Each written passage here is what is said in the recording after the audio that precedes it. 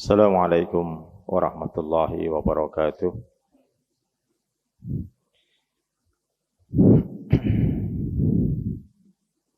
Innal hamdalillah nahmaduhu wa nasta'inuhu wa nastaghfiruh wa na'udzu billahi min shururi anfusina wa sayyiati a'malina may yahdihillahu fala mudilla lahu wa may yudlil fala hadiya lahu wa asyhadu an la ilaha illallah wahdahu la syarika lahu wa asyhadu anna Muhammadan abduhu wa rasuluh. Amma ba'd. Khatul iman rahimani wa rahimakumullah. Alhamdulillah, kita bersyukur kepada Allah Subhanahu wa taala atas limpahan karunia dan rahmat yang Allah Subhanahu wa taala berikan kepada kita semuanya, sehingga kita bisa melaksanakan satu di antara kewajiban yang Allah Subhanahu wa taala wajibkan kepada kita, yakni salat maghrib, dan kita lakukan dengan berjamaah. Semoga ini akan terus menguatkan kita, keimanan kita terhadap Allah Subhanahu wa taala. Khataliman rahimani wa rahimakumullah, kita akan melanjutkan di pembahasan bacaan dan mentelaah kitab Al-Mulakhas fi Sarhil Kitab At-Tauhid, yani ringkasan dari atau kitab ringkas tentang syarah kitab Tauhid. Kita sampai kemarin perkataan muallif rahimahullahu taala, ini saya Shalih Fauzan bin Abdul Al-Fauzan hafizahullahu taala, di kalimat terakhir, wa dzalika fima wasaqum bihi fi hadhil wasaya al-ashr allati hiya. Maka dengan demikian padanya ada wasiat untuk kalian dalam ayat-ayat yang disebutkan di atas, yakni yang dikenal dengan al-wasaya al-ashr, 10 wasiat. Yakni awalan, yang pertama, wasaqum alla tusyriku bihi syai'a. Yang pertama adalah wasiat untuk kalian, di mana Allah Subhanahu wa taala mewasiatkan kepada kita agar kalian tidak mensyirikatkan dengan sesuatu apapun. Maka syai'an ini adalah bentuk nakirah yang menunjukkan umum, baik itu satu jenis, dua jenis, apalagi banyak jenis. Kalau mensyirikatkan satu saja dari jenis-jenis kesyirikan, baik syirik akbar atau asyirkul asghar, ataupun satu dari jenis-jenis asyirkul akbar, maka ini masuk dalam larangan. Wa hadza nahyun anisyirki umuman. Maka ini merupakan larangan dari melakukan kesyirikan secara umum. yakni karena kalimatnya disebutkan dengan bentuk nakirah, yakni syai'an. Fasamila kulla musyrikin bihi min anwa'il ma'budat min dunillah.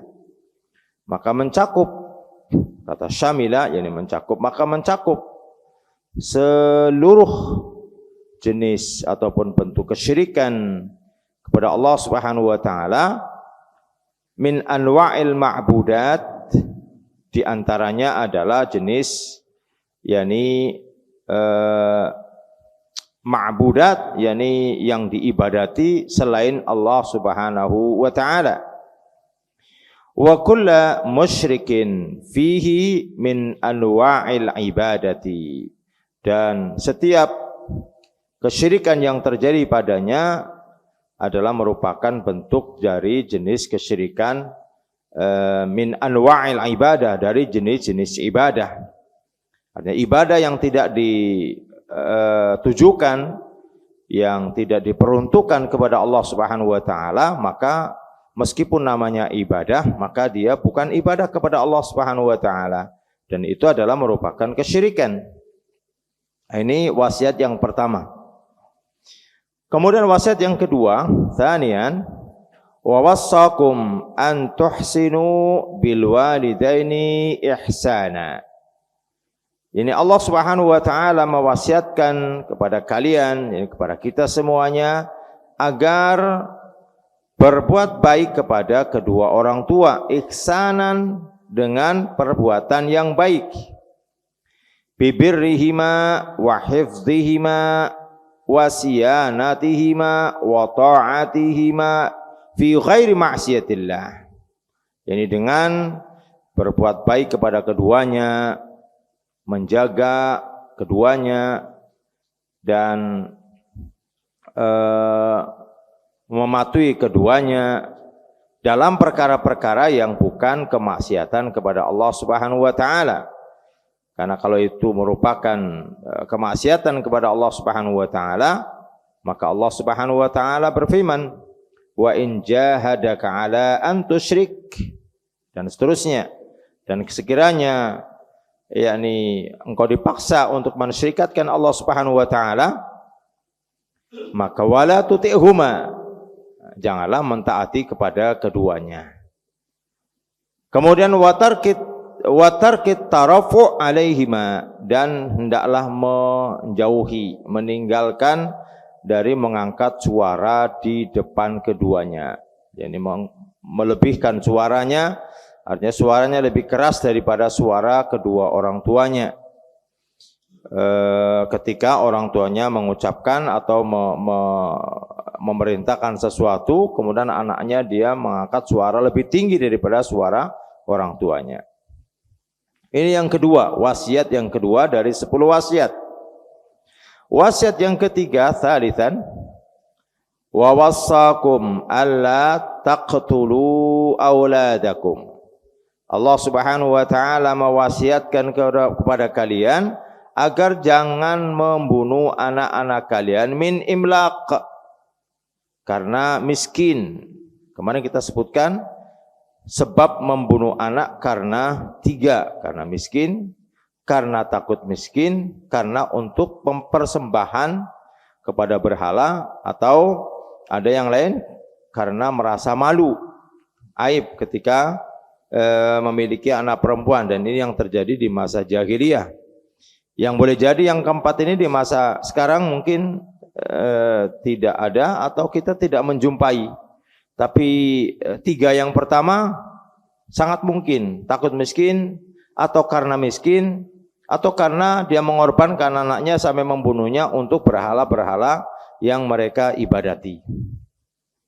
Maka di sini wasiat yang ketiga ini, jangan sampai membunuh anak-anak kalian karena kalian miskin. Ayolah ta'iddu banatikum, jadi jangan sampai kalian mengubur anak-anak perempuan kalian. Wala taqtulu abna'akum khasyatal faqri, dan janganlah kalian membunuh anak-anak kalian karena takut miskin. Kalau tadi yang pertama karena miskin, kemungkinan yang kedua karena khawatir terjatuh kepada kemiskinan. Mungkin dia orang yang kaya, tapi karena khawatir kalau punya anak lebih dari 1 nanti akan mengurangi rizkinya, maka dia melakukan, yakni berupa membunuh anak-anak karena takut miskin. Fa inni razaqukum wa razaqahum falastum tarzuqunahum bal wala tarzuquna anfusakum. Kata Allah Subhanahu wa taala, fa inni, karena sesungguhnya razaqukum, yakni akulah yang memberikan rizki kepada kalian, wa razaquhum, dan yang memberikan rizki kepada mereka. Mereka di sini adalah anak-anak mereka yang mereka bunuh karena takut miskin, atau karena miskin, atau karena untuk persembahan-persembahan tersebut. Falastum tarzuqunahum, karena kalian bukanlah orang yang akan memberikan rezeki kepada mereka, yakni kepada anak-anak mereka.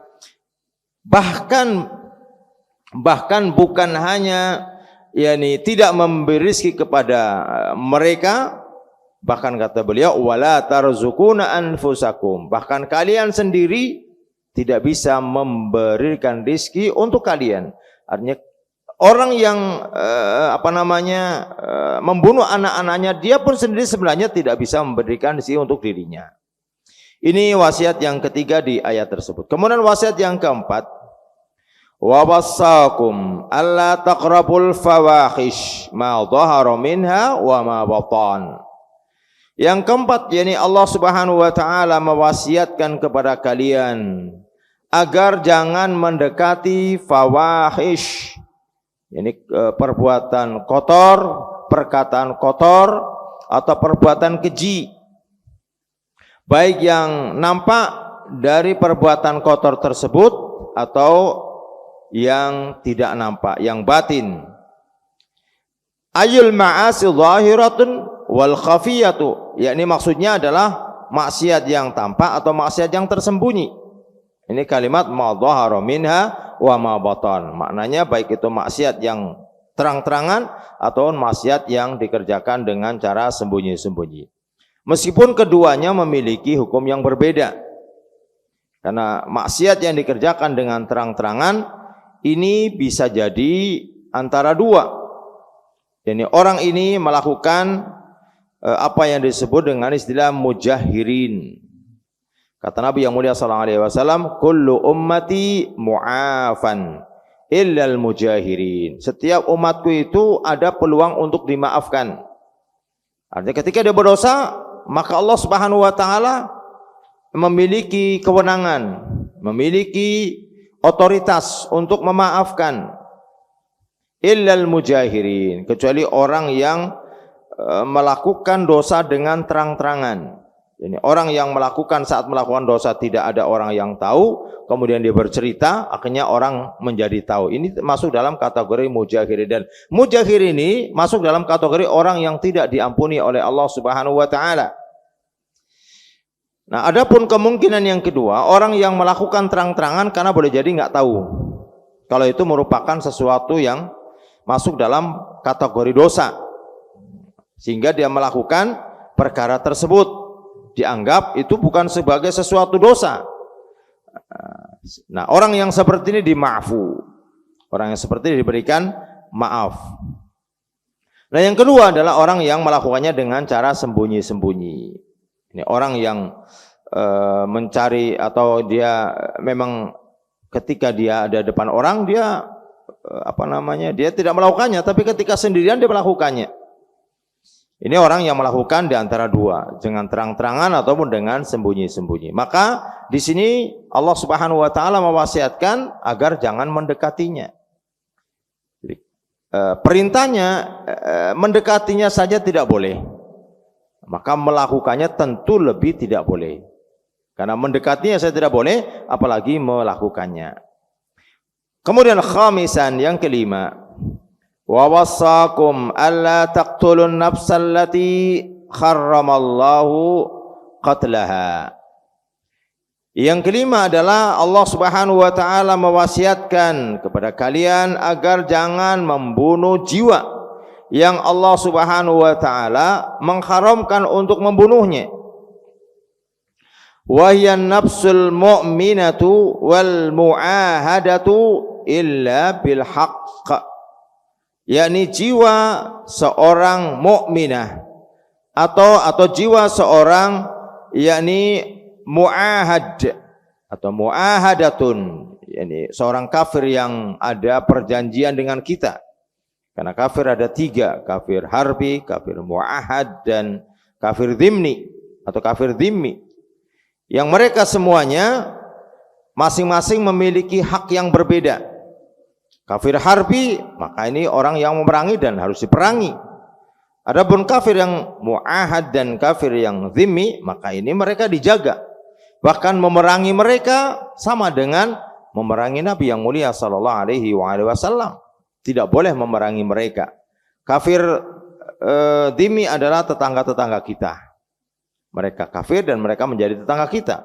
Adapun kafir muahad adalah yang ada perjanjian, seperti para turis atau duta besar yang mereka dari negara-negara kafir yang ditempatkan di negara-negara Islam. Mereka adalah orang kafir yang ada perjanjian, dan mereka harus dijaga. Karena mereka ada dalam perlindungan. Karena perlindungan seorang muslim itu telah mencukupinya. Sebagaimana dahulu seorang yang bernama Abdullah bin Sa'ad, saudaranya Utsman, Abdullah bin Abi Sarah, saudara sepersusuan Utsman. Saat Fathul Mekah, dia ini termasuk orang yang satu dari 10 orang. Abdullah bin Abi Sarah ini satu dari 10 orang yang diperintahkan oleh Nabi untuk dibunuh, meskipun dia bergelantungan di kiswah Ka'bah. Karena 10 orang ini telah melakukan kerusakan yang besar. Satu di antara kerusakan yang dilakukan Abdullah bin Abi Sarah adalah pada saat dia pergi ke Madinah, dia masuk Islam. Dan dia menghafal beberapa ayat-ayat yang turun ketika itu. Kemudian dia balik ke Mekah. Saat pulang ke Mekah dia murtad. Dan kemudian dia mengatakan, aku telah mengubah Al-Quran. Aku telah mengubah Al-Quran. Ini perkara besar. Ini yang dilakukan oleh Abdullah bin Abi Sarah. Maka pada saat Fathul Mekah, Rasul umumkan nama-nama ini. Abdullah bin Abi Sarah, kemudian termasuk Hindun, kemudian Safwan bin Umayyah dan lain-lainnya. 10 orang. Ternyata Abdullah bin Abi Sarah ini dia lari dan bersembunyi di rumahnya Ummu Hani bin Abdul Muttalib. Begitu dia bersembunyi di sana, maka kemudian dikejar. Maka Ummu Hani dia mengatakan, dia ada dalam lindunganku, atau dia ada dalam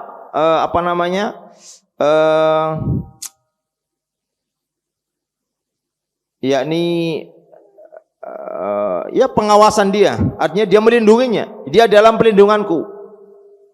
Maka sahabat ini balik dia. Dan ternyata Rasulullah menerima pelindungannya. Sampai akhirnya di malam-malam itu Abdullah bin Abi Sarah itu dibawa oleh Utsman. Dibawa untuk dia bertobat dan kembali masuk Islam. Bawalah ke kemah Nabi yang mulia sallallahu alaihi wasallam. Begitu dibawa, tahu yang datang adalah Abdullah bin Abi Sarah. Rasulullah itu agak kalau kita itu tidak senang dia.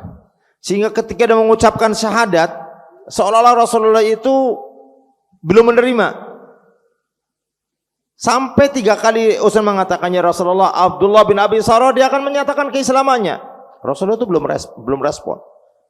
Sampai yang ketiga kali akhirnya Rasulullah SAW berpaling, kemudian dia menerima ucapan syahadatnya. Maka kemudian Abdullah bin Abi Sarah dibawa oleh Utsman. Kemudian sahabat yang ada di sekitarnya dia bertanya, ya Rasulullah, kenapa kok sampai tahan 3 kali? Yakni tidak langsung menerima pada ucapan Utsman yang pertama. Kata Rasulullah, aku berharap ada di antara keadaan itu yang memenggal lehernya. Karena dia termasuk orang yang diumumkan 10 orang itu. Maksudnya perkataan Utsman, ya Rasulullah, Abdullah bin Abi Sarah dia akan bersyahadat. Rasulullah itu belum meresponnya. Didiamkan saja. Maksudnya Rasulullah memberi kesempatan, aku ingin agar di antara kalian itu segera memenggal lehernya gitu loh. Karena ini sebuah pengkhianatan yang besar. Dia murtad, dia mengatakan memberikan, kalau kita apa sekarang, subhat, menyebarkan subhat bahwasanya dia telah memutarbalikan Al-Quran yang depan, di belakang dan seterusnya. Yang padahal itu sebenarnya tidak, dibantah. Maka akhirnya bertobatlah, dan akhirnya ketika dia Rasulullah mengatakan seperti itu, baru mereka faham bahwa ternyata ini maksudnya. Karena ini satu dari 10 orang yang diumumkan. Yang walaupun di kemudian hari Abdullah bin Abi Sarh itu menjadi gubernur di di Mesir ketika itu. Pada saat Utsman bin Affan menjadi khalifah, dan dia menjadi seorang muslim yang baik. Bahkan dia satu di antara panglima yang membuka wilayah Afrika. pada saat Utsman menjadi khalifah. Utsman menjadi khalifah kan dari tahun 23 sampai 36.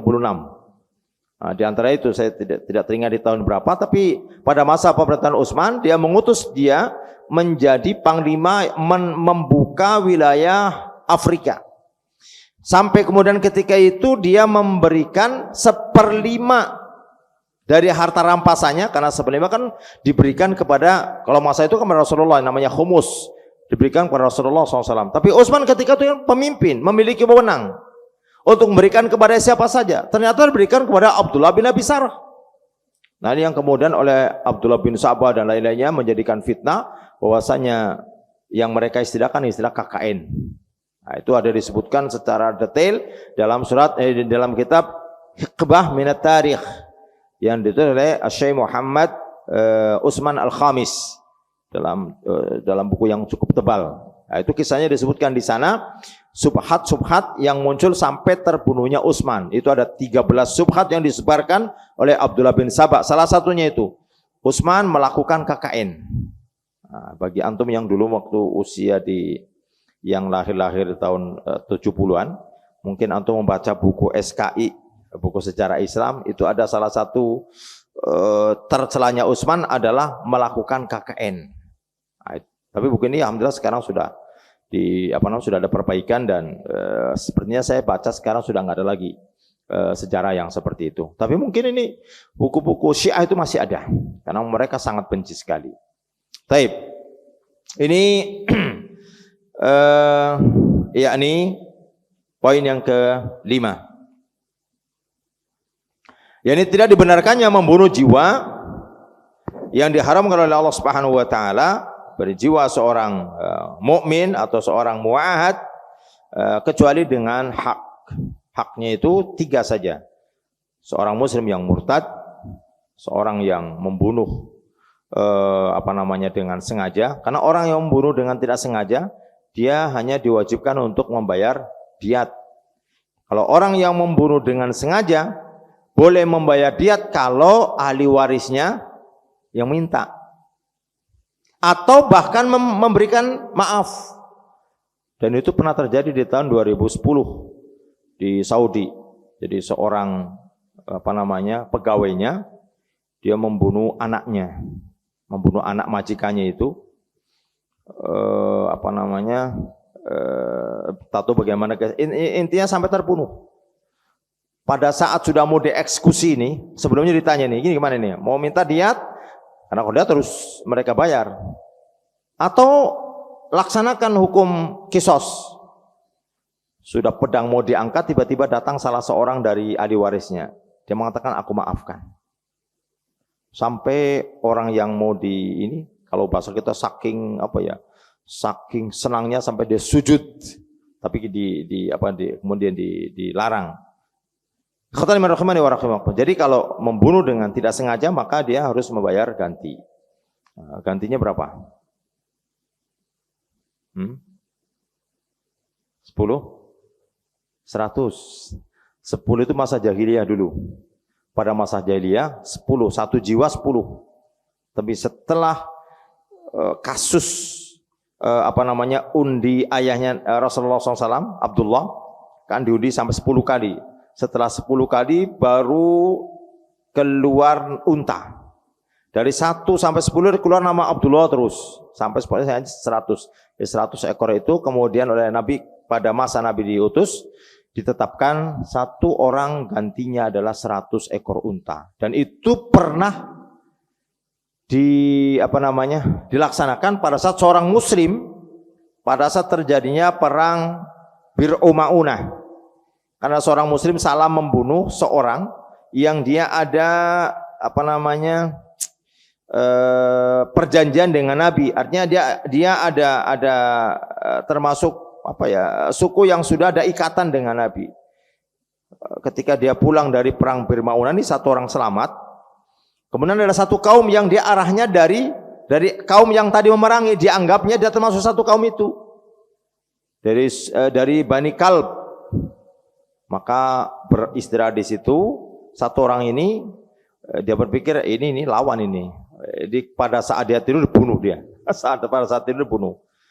Kemudian sampailah ke Madinah, diceritakan bahwa saya telah membunuh ini. Rasulullah mengatakan, oh enggak, ini orang ini sudah ada ikatan dengan kita. Makanya dia suruh mengganti 100 ekor unta, yang kisahnya ini sampai sudah terkumpul sekian puluh, masih kurang datangi Bani Quraidah. Saat mendatangi Bani Quraidah, ternyata Bani Quraidah berkhianat. Dia sudah mengatakan, iya kami akan siapkan sisanya. Kalau salah sisanya 20 atau 25 gitu. Begitu masuk ke balik benteng, rupanya yang dilakukan bukan mengambil unta, tapi dia akan melemparkan Nabi dari atas. Akhirnya Nabi mendapatkan wahyu, kemudian pulang ke Mekah dan balik dengan membawa 100 orang sahabat, kemudian mengusir orang-orang Yahudi Bani Quraidah, dan akhirnya itu disebutkan dalam surat Al-Hasr di ayat 1 sampai ayat ke-6, menyebutkan tentang bagaimana mereka sampai diberikan waktu 10 hari oleh Nabi untuk mereka mempersiapkan, sehingga mereka mencabut rumah mereka, membawa unta mereka yang mereka bawa. Baik, khataman rahimani wa rahimakumullah. Kemudian tadi sudah 2 ya. Yang ketiga adalah apa?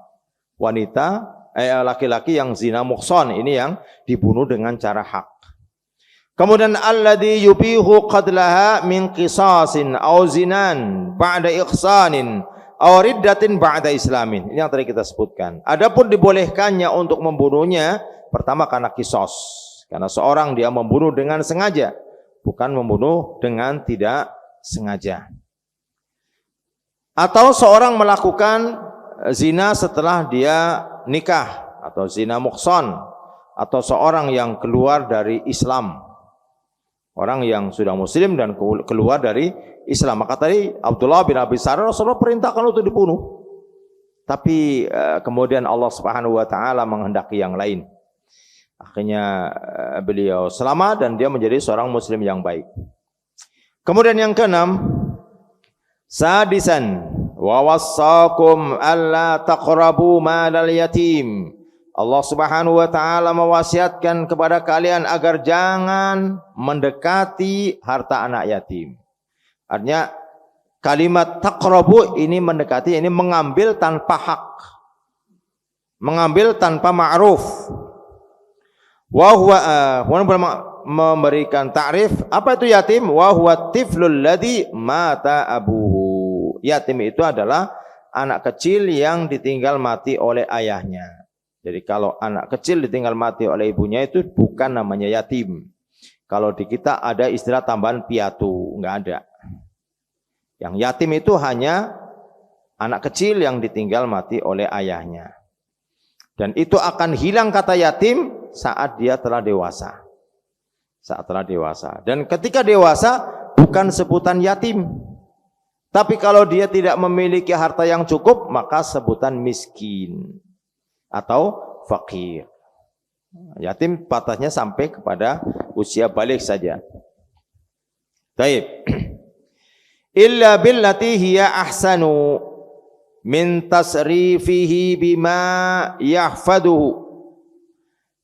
Yani kecuali dengan cara yang baik, dengan pengelolaan dalam rangka untuk menjaganya,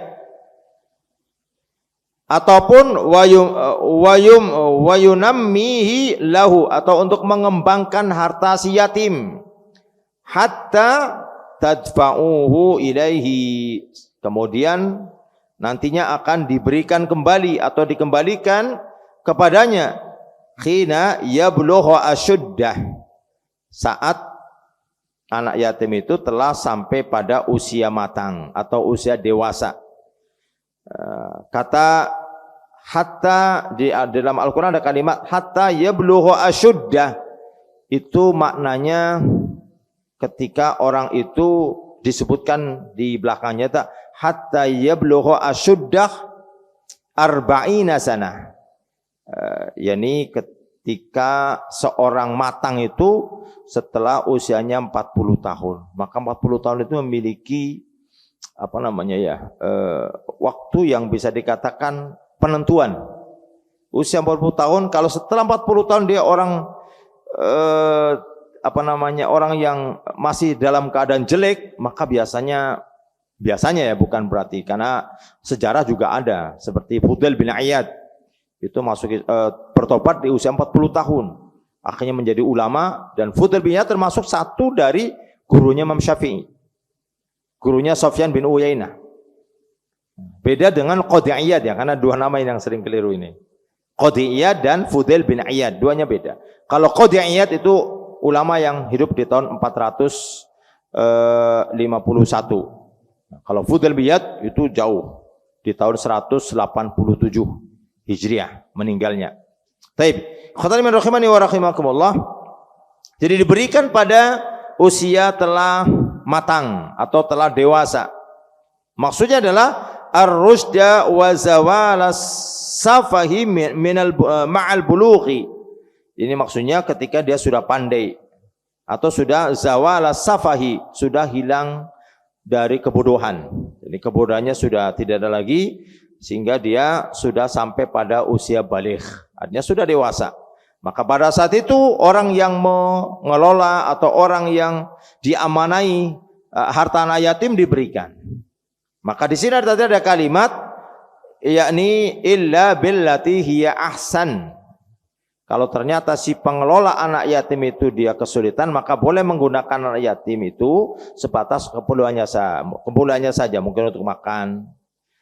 Tidak digunakan untuk berfoya-foya karena merasa ini anak yatim belum tahu itu nilai harta misalnya. Ini orang yang masuk dalam larangan alla taqrabu malal yatim. Jangan mendekati harta anak yatim. Kemudian yang ke-6 ya, ke-7. Yani wa auful kaila wal mizan bil qist. La nukallifu nafsan illa wus'aha. Allah Subhanahu wa taala perintahkan agar yakni memenuhi, ada dua istilah dalam Islam, yakni takaran dan timbangan. Kalau takaran itu namanya sok. Nah, timbangan itu bisa kilo, bisa liter, itu namanya timbangan. Dan itu Nabi pernah berdoa kepada penduduk Madinah. Allahumma barik, ya Allah berkailah fi so'ina, pada sok-sok kami. Kemudian waqailina, dan kepada timbangan-timbangan. Karena di Madinah itu ada dua, ada timbangan dan ada takaran. Kita pun begitu kan, ada yang ikatan, itu ikatan namanya takaran. Kalau timbangan ditimbang, cuman kayak sekarang semuanya ditimbang, sayur ditimbang, semuanya ditimbang. Kalau dulu seingat saya itu ada yang menggunakan takaran, ada yang menggunakan timbangan. Ya. Tapi ada juga yang sekarang dia kalau ditimbang kan nggak pas, sehingga dia menggunakan kantongan. Misalnya gula, 1 kantong 11.000. Dia nggak tulis 1 kilo. Kenapa? Kalau ditimbang mungkin nggak sampai 1 kilo. Nah, sehingga dia menggunakan 1 kantong 11.000 misalnya. Itu namanya takaran. Nah, sehingga jangan sampai keliru. Ini saya beli 11.000, kok sampai rumah nggak sampai 1 kilo? Karena antum beli bukan pakai kilo, tapi antum beli dengan takaran. Dan itu tidak salah dalam hal ini. Sama orang yang jual di tepi-tepi jalan itu, jual bensin atau jual pertalite itu, dia kan nggak bilang literan, dia bilang 1 botol. Sehingga kadang 1 botol ada yang pas di leher, ada yang di bawah leher, karena dia bukan jual literan. Kalau dia jual isi berapa liter nih? 1,5. Kalau ditimbang nggak pas, dia akan termasuk dalam kategori pedagang yang tidak amanah. Maka dia lebih aman jual per botol. Nah, botolnya terserah isinya, mungkin separuh, mungkin intinya 1 botol saya jual sekian. Kalau antum mau silakan ambil, kalau tidak enggak. Jadi dua ini menyelamatkan manusia. Karena ada yang tidak bisa ditimbang dan ada yang tidak bisa ditakar. Sehingga Allah Subhanahu wa taala perintahkan wa auful kaila wal mizan, maka penuhilah takaran dan timbangan bil qist, dengan adil. Nah, kadang sering terjadi kalau kita untuk orang lain timbangannya pas sekali, tapi saat kita beli, tolonglah diangetin sedikit gitu ya, ditambah lagi. Sudah pas ini ditambah lagi, 1 lagi lah. Nah, ini nggak adil ini. kita memberi atau kita menerima mestinya kita adil.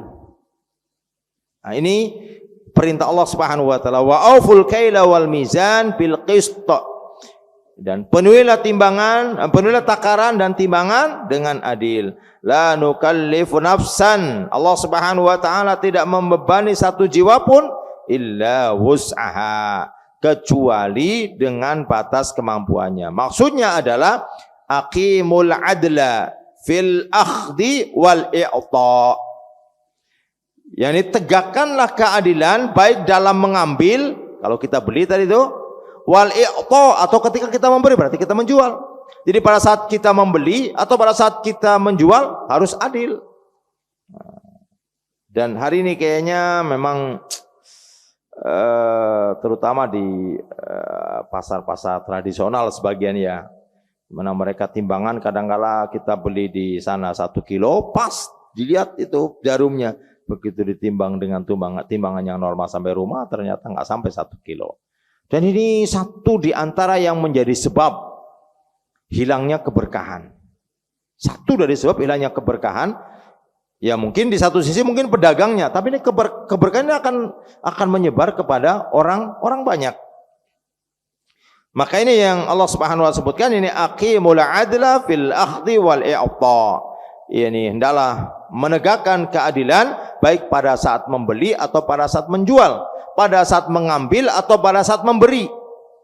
Maka dia sesuaikan dengan takaran atau timbangannya. Hasba istita'atikum, sesuaikan dengan kemampuan kalian. Thaminan, selanjutnya yang ke-8, yakni wa idza qultum fa'dilu walau kana dza qurba. Apabila kalian berkata, apabila kalian memutuskan satu perkara, fa'dilu, maka hendaklah berlaku adil, walaupun kepada orang atau walaupun kepada kerabat.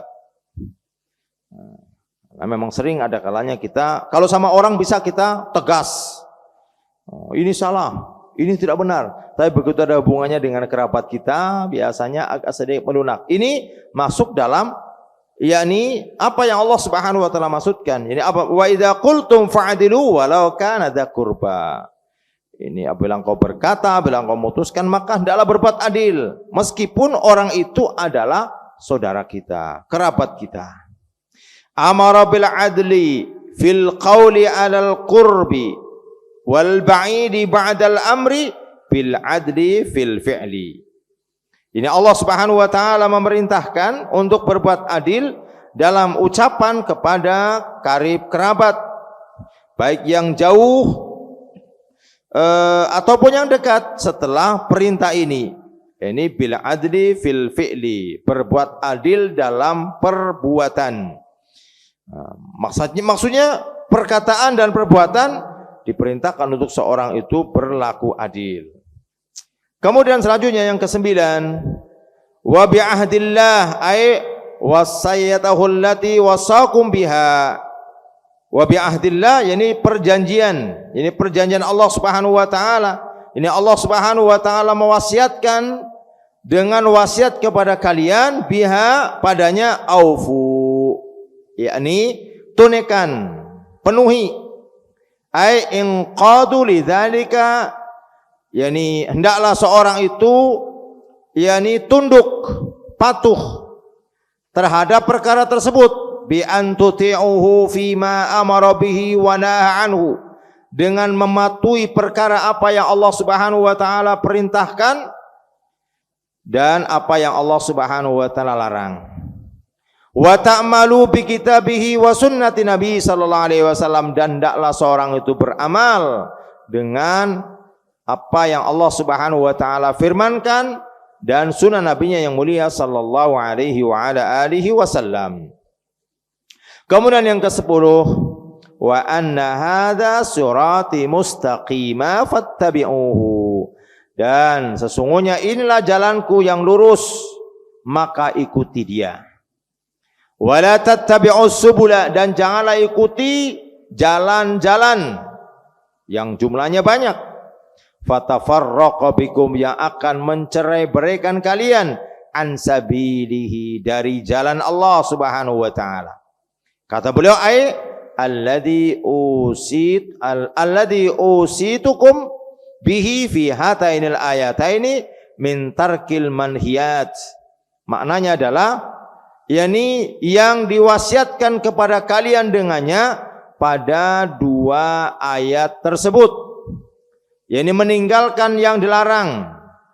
Wa a'dhamuha asyirku, perkara yang paling besar yang dilarang oleh Allah Subhanahu wa taala adalah kesyirikan. Wa fi'lil wajibat, dan melakukan yang diwajibkan.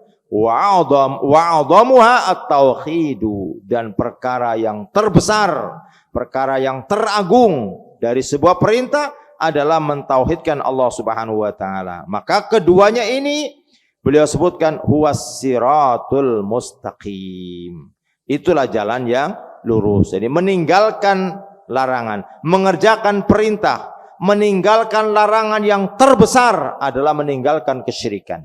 Mengerjakan perintah yang terbesar adalah mentauhidkan Allah Subhanahu wa taala. Keduanya itulah yang dimaksud dengan as-sirat al-mustaqim. Kenapa? Karena tidak semua orang mampu untuk melakukan seluruh kewajiban. Dan tidak semua orang mampu untuk meninggalkan seluruh larangan. Ada kalanya kewajiban ini dikerjakan, tapi kewajiban ini tidak dikerjakan. Ada kalanya larangan ini dikerjakan, tapi larangannya tidak dikerjakan. Kalau sekiranya ini menjadi syarat, maka enggak ada orang yang berjalan di atas as-sirat al-mustaqim. Maka as-sirat al-mustaqim, ketika seorang dia mentauhidkan Allah, ini merupakan perintah, dan meninggalkan kesyirikan, ini merupakan sebesar-besar larangan, maka orang ini berjalan di atas as-sirat al-mustaqim. Hanya memang orang yang ada di atas as-sirat al-mustaqim itu dia bertangga, dia berlevel, dia bertingkat. Tingkatan yang pertama, tingkatan yang kedua dan ketiga itu disebutkan dalam surat Al-Fatir pada ayat yang ke-32. Kata Allah Subhanahu wa taala menyebutkan, yang pertama disebutkan wa minhum dzalimun li nafsihi. Yang pertama orang yang menzalimi dirinya, ini orang yang paling rendah tingkatannya. Dan dia orang yang mukmin. Orang yang menzalimi dirinya sendiri, dosa dia kerjakan, tapi dia mukmin. Kadang perintah dia ada kalanya juga kerjakan, ada kalanya tidak. Ini dzalimun li nafsihi, menzalimi dirinya sendiri. Yang kedua, wa minhum muqtasid. Yang kedua orang yang pertengahan. Jadi kalau misalnya sholat, ya sholat yang wajib saja. Puasa Ramadan saja, atau yang nadar. Mengeluarkan harta, ya zakat saja, nggak ada sedekah, nggak ada infak, nggak ada apa. Ini muqtasid, pertengahan. Jadi cukup yang wajib-wajib saja. Nah, yang ketiga ini yang paling utama. Wa minhum sabiqun bil khairat biidznillah. Itulah orang yang berlomba-lomba dalam kebaikan dengan izin Allah. Ketiga-tiganya ini masuk dalam kategori orang mukmin. Dan inilah yang tidak dipahami oleh orang-orang Khawarij, yang mana mereka mengatakan dosa kufur. Karena enggak ada orang mukmin yang terbebas dari dosa. Setiap orang akan ada peluang. Hanya bedanya orang mukmin itu dia ketika melakukan dosa karena terjerumus dia segera kembali.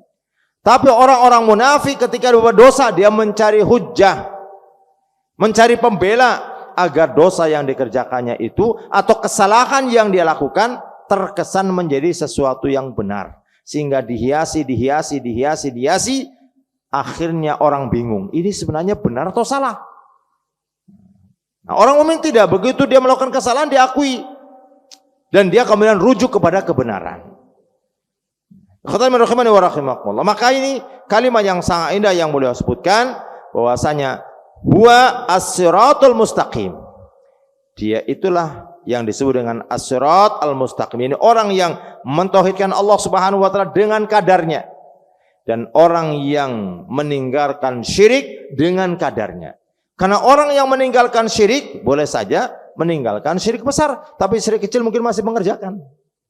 Atau bahkan asyirkul khafi masih mengerjakan. Tapi dia tidak dikatakan orang yang keluar dari Islam. Dia dikatakan masih di atas as-sirat al-mustaqim. Hanya sesuai dengan tingkatan keimanan yang dimilikinya. Kemudian beliau mengatakan, fattabi'uhu, maka ikutilah dia. Wala tattabi'us subula, dan janganlah mengikuti jalan yang banyak. Jamak dari kata sabil adalah subul. Jadi banyak sekali jalan ini. Dan setiap ujung jalan ada syaitan yang akan mengarahkannya. Berupa al-bid'u was-subhatu. Perbuatan-perbuatan bid'ah dan perbuatan-perbuatan subhat. Dan ini nanti ada pembahasan tersendiri. Kemudian fatafarraqa bikum an sabilih, niscaya akan memecah belah barisan kalian dari jalan yang lurus tadi, itu jalan yang satu. Tamilu wa tasattatu bikum an dinihi, yakni engkau akan cenderung, akan condong kepada yakni sesuatu yang menyimpang dari agama Allah Subhanahu wa taala. Kemudian selanjutnya munasabatul ayatil bab. Kita akan selesaikan satu ini. Annallaha subhanahu dzakara fiha jumalan minal muharramat. Allah Subhanahu wa taala menyebutkan pada ayat ini, ada berapa ayat tadi? 3 ayat, ya. Di 3 ayat ini Allah Subhanahu wa taala menyebutkan beberapa atau sejumlah perkara-perkara yang diharamkan. Ibtadaha yang dimulai dengan larangan berupa kesyirikan. Dari sekian banyak larangan, maka larangan yang paling pertama adalah larangan melakukan kesyirikan. Wa nahyu an yabtadi'i al-amru bit tauhid bil iqtida'i. Ini larangan dari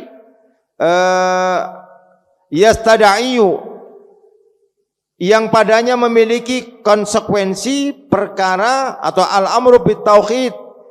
Ini perkara yang terkait mencakup dengan perkara tauhid dan kandungan konsekuensi yang ada dalam tauhid.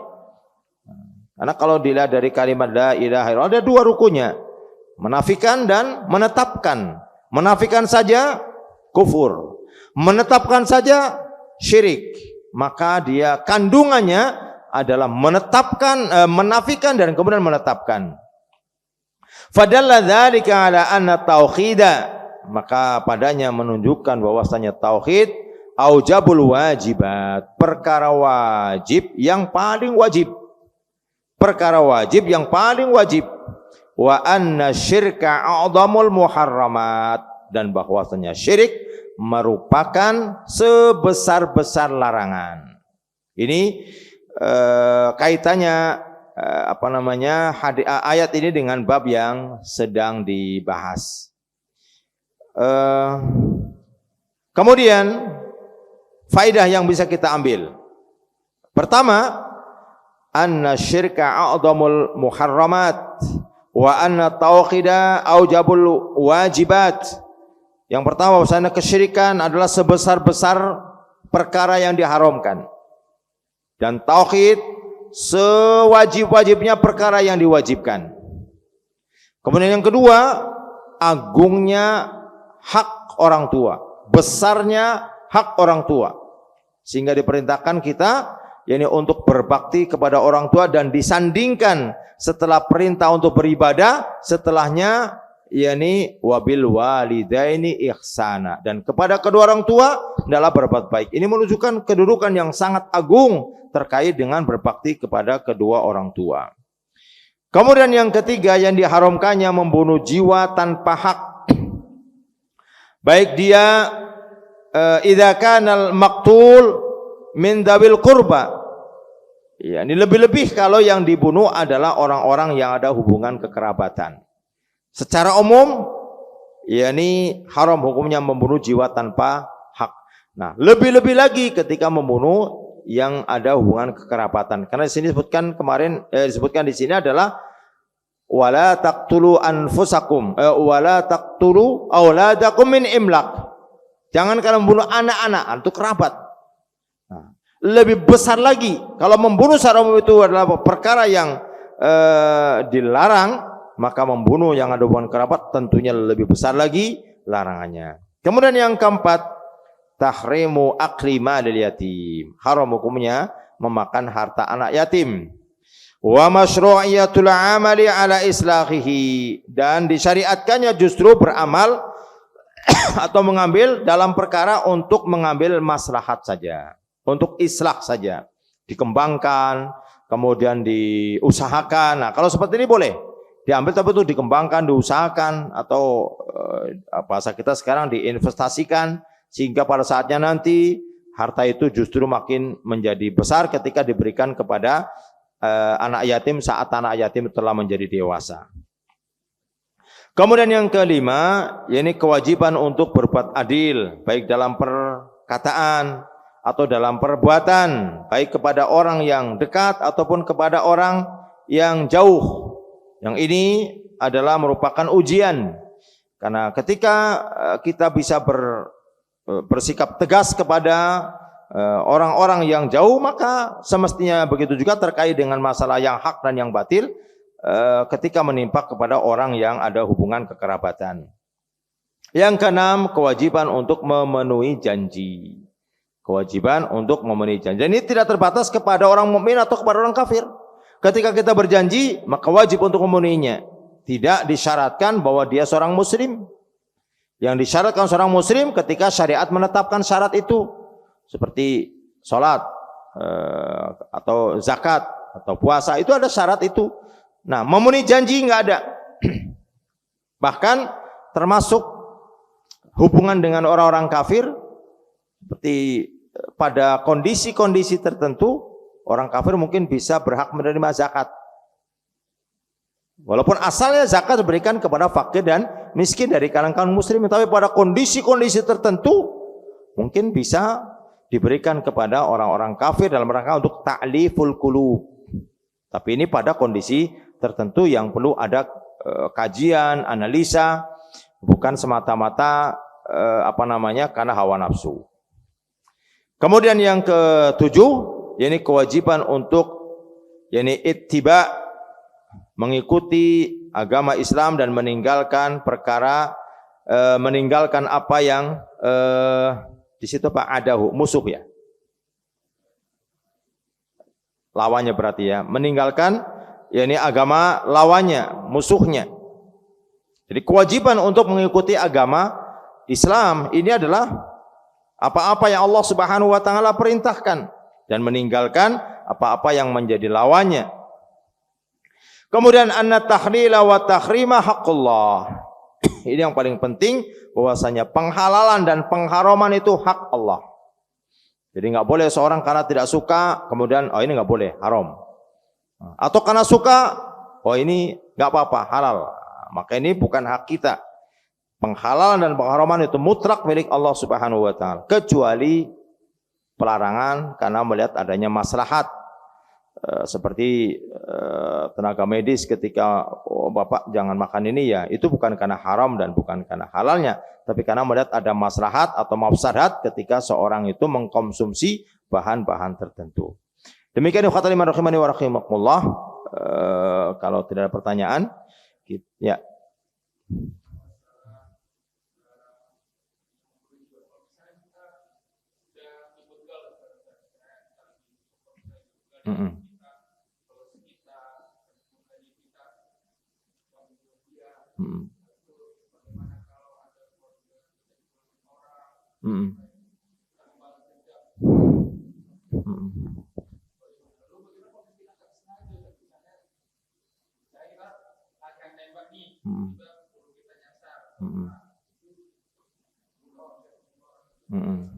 Baik. Ana bicara dari sisi syariat ya, karena mungkin di undang-undang pos itu mungkin nanti berbeda penerapannya kan gitu ya. Kalau secara hukum Islam, maka yang harus dikisos itu ketika membunuh dengan sengaja. Wa may yaqtul mu'minan, orang yang membunuh secara orang mukmin muta'ammidan, secara sengaja. Jadi bukan karena dia lupa, bukan karena hukumnya berbeda. Kalau kayak tadi antum misalnya tadi lagi latihan tembak rupanya atau melempar lah, lagi lempar rupanya yang dilempar itu kena, kemudian akhirnya mati. Maka secara hukum syar'i orang ini dia tidak terkena hukum kisos, tapi dia menggantikan. Nah, kalau dihukum di hukum positif mungkin kan nggak melihat itunya, pokoknya dia membunuh kan, bagaimanapun ya orang ini jadi korban terbunuh, nah, sehingga dia akan terkena hukuman. Nah, tapi dalam hukum Islam orang yang membunuh dengan tidak sengaja dia hukumnya berbeda. Artinya dia konsekuensinya berbeda. Nah, ketika seorang dia membela diri, maka ini termasuk jenis jihad. Kan jihad ada dua, ada jihad difa dan ada jihad at-talab. Jihad at-talab itu jihad yang diwajibkan oleh pemerintah. Pokoknya kita akan diserang oleh musuh ini. Semua kalian laki-laki harus ikut jihad, wajib. Meskipun ketika itu ada hadis yang menyebutkan ketika seorang pemuda yang datang kepada Nabi yang mulia sallallahu alaihi wasallam karena dia orang tuanya dia sangat membutuhkan dia, sehingga Rasulullah mengatakan, apakah memiliki orang tua? Ya, kalau begitu bersama orang tuamu kamu jihad. Jadi jihad yang sifatnya at-talab ini salah satu di antara syaratnya adalah adanya izin orang tua. Jihad yang diwajibkan oleh pemimpin. Nah, jihad yang kedua jihad difa, pembelaan diri. Maka ketika itu ada rampok misalnya, tiba-tiba antum memiliki kemampuan untuk melawannya, lawan. Nah, kalau ternyata antum menang dan antum kemudian bisa mengalahkan dan bahkan mungkin dengan sebab perkelaannya dia terbunuh, berdasarkan hukum ini sebenarnya antum telah menyelamatkan jiwa, karena dia akan membunuh. Karena hadis yang mengatakan dua orang mukmin yang saling membunuh, iya kan? Maka dua-duanya dalam neraka. Ini ketika seorang mukmin itu yang dia akan membunuh bukan karena membela diri, karena adanya rasa hasad, hanya terbunuh terlebih dahulu. Ini orang yang kedua-duanya ada di dalam an-nar. Tapi kalau jihad ad-difa tadi itu membela diri, seperti orang merampok kita, orang membegal kita, maka secara syar'i maka antum pada posisi yang benar. Nah, akan tetapi mungkin kalau dia dihukum di pengadilan mungkin akan ada kajian, akan apa benar enggak dan seterusnya. Yang intinya adalah tetap biasanya si korban ini dia pada posisi yang dibela, biasanya seperti itu, karena dia korban seperti itu. Tapi dari timbangan syar'i, orang yang membela dirinya itu termasuk orang yang jihad, karena orang yang jihad dia termasuk membela hartanya, membela membela dirinya, membela negaranya, itu termasuk jihad. Membela negaranya itu termasuk jihad. Dan berbeda ketika kasus zina. Kasus zina, maka tidak boleh seorang dia misalnya terjadi seorang laki-laki pulang ke rumah lihat istrinya dizina orang, langsung dibunuh ketika itu, nggak boleh. Karena ada hukumnya, ketika dia zina maka dia harus mendatangkan berapa saksi? 2 orang laki-laki saksi kan? Kalau perempuan 4 jadinya. Dan itu bukan mudah. Bukan mudah. Maka biasanya ketika dia membunuh karena emosi, dan emosi itu bukan hukum. Jadi intinya berbeda hukum terkait dengan yang tadi itu. Tapi ketika harta antum akan direbut atau dalam rangka antum ingin menyelamatkan diri, maka secara syar'i antum posisinya, kalaupun sekiranya antum saya meninggal dunia, antum syahid dalam kondisi seperti ini. Ini dari sisi pandangan fikih seperti itu. Ada yang ketinggal? Cukup? Baik. Kita tutup dengan doa kepada majelis. Subhanakallahumma wa bihamdika asyhadu an la ilaha illa anta astaghfiruka wa atubu ilaik. Assalamualaikum warahmatullahi wabarakatuh.